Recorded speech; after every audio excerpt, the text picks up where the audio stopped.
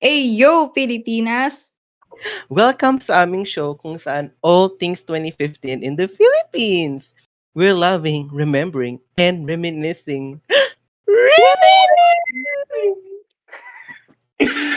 Pelikula, politika, at media na kasikatan, covered court sa amin yan. Ako ang inyong host, Luis, kasama sina... Justine, At Hazel. i-introduce na din namin ang guest of today's podcast na si, drumroll please, Sai Chris! Hi guys, it's me, your girl Sai. Thank you so much sa pag-join ng aming podcast. Ang podcast namin ay Usapang Jeje! La! Yan. Ngayon magkakaroon tayo ng isang masigabong throwback sa mga iconic moments that ever appeared on screen in 2015 sa bansa nating nangangalang Philippines. Shala! Anas it universe? And I thank you.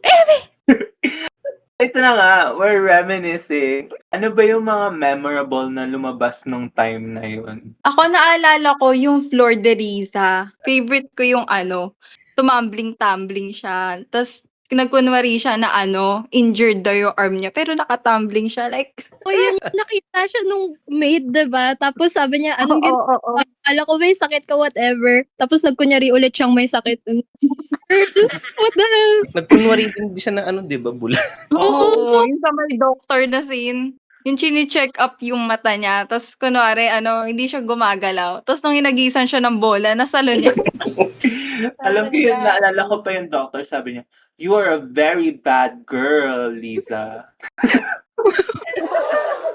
Script writer na to, what the hell? Si How about the Destiny Rose? May nakakaalam ba sa inyo nito? Ako! Oo, ano siya, it's about a transgender woman na piniplay ni, drumroll please, ayan, ni Ken-chan!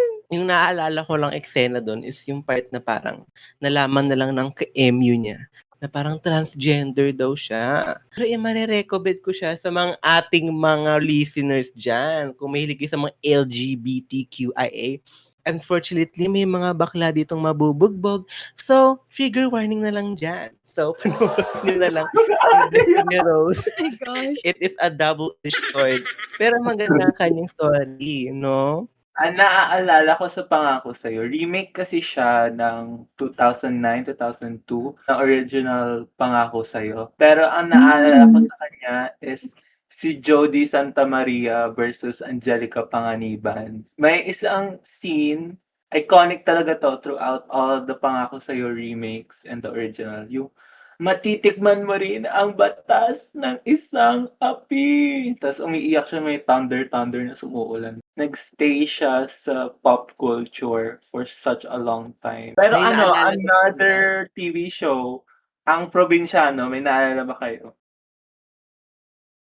Para lang siyang staple ng Pilipinas kasama ng rice. Hindi nyo ba naalala na parang lagi siyang piniplay sa background habang kumakain kayo ng dinner? Naaalala ko lang, immortal si Coco Martin.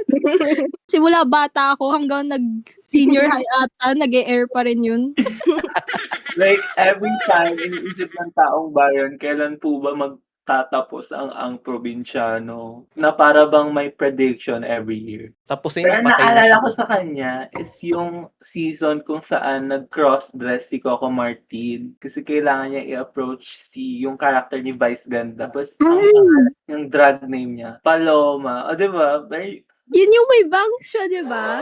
Yes! Ang last na naalala ko from 2015 is The Rich Man's Daughter. And I feel like walang masyadong may alam sa show na to. Ang The Rich Man's Daughter, ang stars nila is si Glyza De Castro. Tapos, si Rian Ramos. Silang dalawa yung stars. And this is, I think, the first sapphic-centric teleserye in the Philippines. So, kung hindi nyo alam yon, Walawa siya. So, palakpak po tayo. Siya Mahilig ang din sila sa unang representation ng Walawa. in teleserye. So, napakagaling, 'di ba, guys? And Tsaka that's a huge step. napaka-remarkable niya because I remember vividly the ending is nasa Pride Parade si Rian Ramos at si Glyza De Castro. Tapos, yung unaired ending niya is nag-kiss sila and then cut to credits. Yun na yun, as in. Oh my God. Sobrang heartwarming. Alam nyo ba yung ano? Besides doon, meron tayong mga noontime shows, no? Yes, noong 2015, doon talaga nagka-mark sa buong map ng Pinoy pop culture ang Eat Bulaga. I mean, sumabaybay ba kayo sa buong kalye serye every lunchtime? I'm a huge fan of Aldab. Tsaka tanda ko pa dati. Kapag tuwing magpipicture kami, wala na ako ibang pose kung hindi yung pa-bebe wave. At tsaka natandaan niyo ba yung may plywood na nag-separate dun sa Aldab? Mabuhay ang Alda! Actually, yun yung time yata na napugihan ako kay Alden. Actually, doon yata bumuklat yung aking puso. Puso sa mga lalaki. So, thank you, Alden. Dahil sa'yo, na-appreciate ko ang mga lalaki. Sai ba? Sai, may naalala. Sa akin, di rin ako masyado sumubaybay sa Aldab. Pero katulad ni Hazel, naalala ko, palaging pa-bebe wave yung mga post namin nung elementary, I think yun. Pero yung na-appreciate ko sa kalye serye noon is merong drag representation in mainstream TV. I mean, we have the Explorer Sisters. Paborito ko talaga si Vice. Siya talaga yung kumakiri ng Showtime. Totoo. Actually. Pero kasi noong 2015, hindi na masyado nag-boom yung Showtime because down yung viewership nila. And mas pumapanig yung tao nung 2015 sa Aldab and sa Kalye Serye. So, bumaba yung viewership nila. Pero ang naalala ko noon, alam niyo ba yung yung Pastillas Girl? Familiar. Mostly siya sa Dub Smash kasi kino-call out niya yung ex niya na nambababae. So, parang, for example, sinasabi niya doon na, paano gumawa ng pastillas? Gamit mo lang ang 3 ingredients. Hindi 5, hindi 6, hindi 7, katulad ng mga babae mo. Ganon. So parang nag-boom siya, sumikat siya, kinuha siya ng Showtime para sa isang segment wherein hahanapan siya ng boyfriend. So, ayun, yung segment na yung tawag nila is, Nasaan ka, Mr. Pastilla? Pero sabi nga ni Justin, nagka-issue siya before because I think the Gabriela party list. Do you know the Gabriela party list? Yung party list for women? Yes. Yes. Na sila din yung parang nagpa-announce ng dapat may women's area sa LRT, sa trains. I think so, yes. Sa Gabriela party list, nag-send sila ng parang, I think, statement in online na parang hindi nila nagustuhan yung segment na Nasaan ka, Mr. Pastillas because it doesn't portray women that well. Kasi tandaan natin, guys, hindi pa masyadong prevalent yung pagiging woke natin. And valid naman, medyo backwards and not conservative pa yung mga views ng tao. So, yun, gusto na lang i-correct. So, pinatawag ng MTRCB yung Showtime para lang bigyan ng warning. I think binago nila yung segment or like tinanggal para mas maging welcoming and mas maganda yung portrayal ng mga babae dun sa segment. Bongga. Yeah. Shout out pala sa MTRCB. Mga hayop kayo. Ito naman, parang maganda naman yung nagawa nila. So, you ate that one, MTRCB. Pero now, You don't eat. Lastly, ang naalala ko is, alam niyo ba yung funny one? Isang segment ulit sa Showtime. Doon nila kinukuha yung mga comedians from the internet.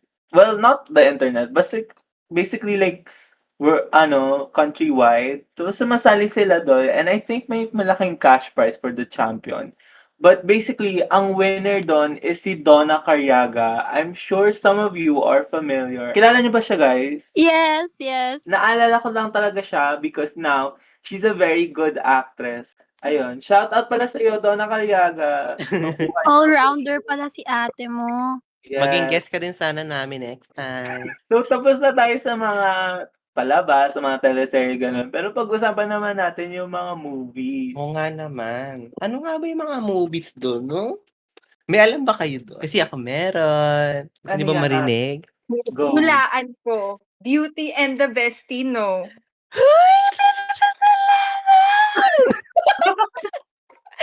Oo, paborito ko siya.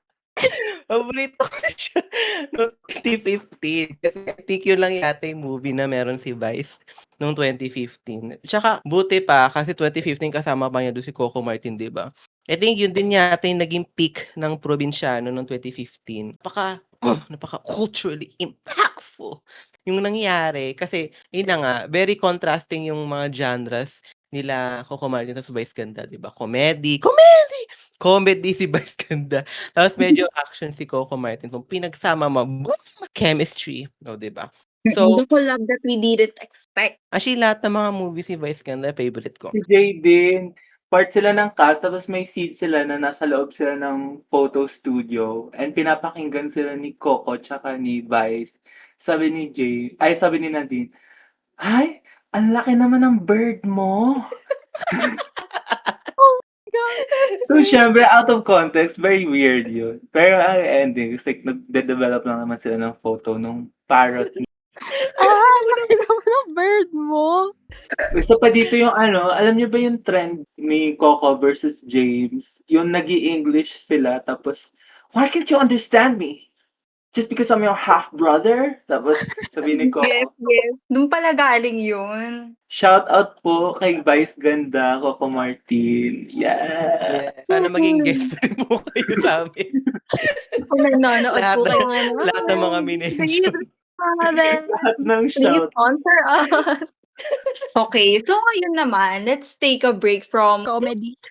alam niyo ba yung General Luna? Girl, sino bang hindi may alam ng General Luna? Honestly, nung high school ako, hindi talaga ako mahilig dyan sa mga ganyang movies na historical, ganyan. Pero wala akong choice kasi ayun yung paborito ng mga history or aralin panlipunan namin na teacher eh. Kapag palagi naka-ready yung mga projector nila kapag time na nila para ipalabas yan. So, tungkol siya kay General Antonio Luna sa mga hindi nakakaalam from the title itself. And during the Philippine-American War. Tapos grabe yung portrayal niya, very intense, galit, lahat na. At hindi ko rin makakalimutan yung big moral question niya na, bayan ba? Bayan o sarili? Na wow, ang bigat ante. Alam niyo ba, yung General Luna is part of the Tarog trilogy, which is yung Bayani verse. So, ang una is General Luna, and second is Goyo, and then third is Quezon. Ewan ko ba kung bakit, pero si General Luna lang talaga yung pinapanood namin. Ang pinaka-iconic sa akin is yung kung ilang beses na siya tinamaan ng bala, hindi pa rin siya namamatay. Parang si Coco Martin lang, no? Kaya nga, Yun ang mga superpower ng mga action na Pilipino, guys. Immortal sila. kaya what if si Cardo Dalisay, descendant pala siya ni General Lu? You're onto something. You're onto something. Ate, patay na yun ta. Oo nga eh. Bubuhayin nyo ba? Shout out din po pala kay John Arcilia na gumanap bilang General Luna. Yes. Siya yung biggest hear me out ko. Pero anyways, Ayun na nga, doon nagtatapos ang episode na to. Nakakataba ng puso, no? Pero nakakamiss din at the same time. krulolo, naipakita natin kung gaano talaga kabilis lumipad ang oras. Unti na lang ako rin ang lilipad. Hindi lang naman natin nasuri yung iba't ibang impluwensya ng Philippine media sa atin, di ba? Kundi, ito rin yung naging pagkakataon natin para mag-self-reflect. Ang dami kong naalala sa aking sarili at sa inyo. Ay kung gaano tayo nag-grow throughout the years. Nag-grow. Kaya dahil magtatapos ang aming podcast, ilalabas namin ang mga sponsors! Ang programang ito ay rated Joke lang, wala kaming sponsor. So please sa mga nakikinig din ng mga brands sa amin, please sponsor us. Salamat po. Punasan na ang mga luha dahil shameless plugs. Follow us on Facebook, Instagram, YouTube, at Spotify. Usapang Jeje lang para makasabay kayo sa mga updates at bagong episodes. At siguraduhin i-follow sila sa kanilang mga social site. Can you plug your socials? You can find me at Saigon Down, Instagram, Facebook, and everywhere else. And follow me also. I'm Louis is Lost in Instagram. I'm at Zreed. I'm at Kwato. Maraming salamat sa pakikinig. At sa susunod muli, kami ang Usapang Jeje! Lang!